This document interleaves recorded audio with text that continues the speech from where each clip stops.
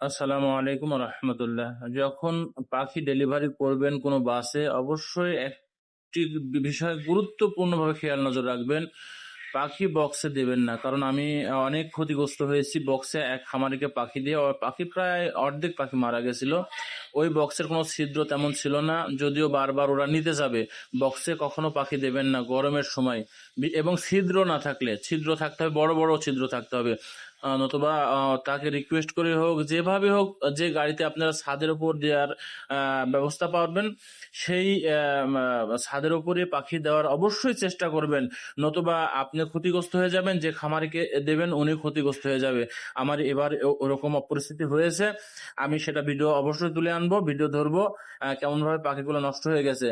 তো আপনাদের আবারও বলি, যখন দূরে জার্নিতে কখনো দেবেন গরমের সময়, অবশ্যই মেহেরবানি করে বক্সে দেবেন না। ছাদের উপরে পাখি দেবেন, এবং এমন ভাবে দেবেন যাতে বৃষ্টি আসলেও যেন বৃষ্টি না পড়ে। প্রয়োজন হলে ওপরে এমন কিছু দিয়ে রাখবেন যাতে বৃষ্টি না পড়ে।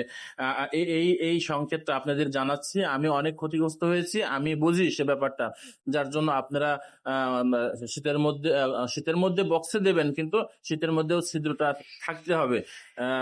আমি এই জন্য ভিডিওটা আমি দিলাম। ভিডিওটা অল্প সময়ে কিভাবে পাখিগুলো নষ্ট হয়ে গেল, অনেক পাখি নষ্ট হয়ে গেছিল, আপনাদের দেখাবো। আপনারা সবাই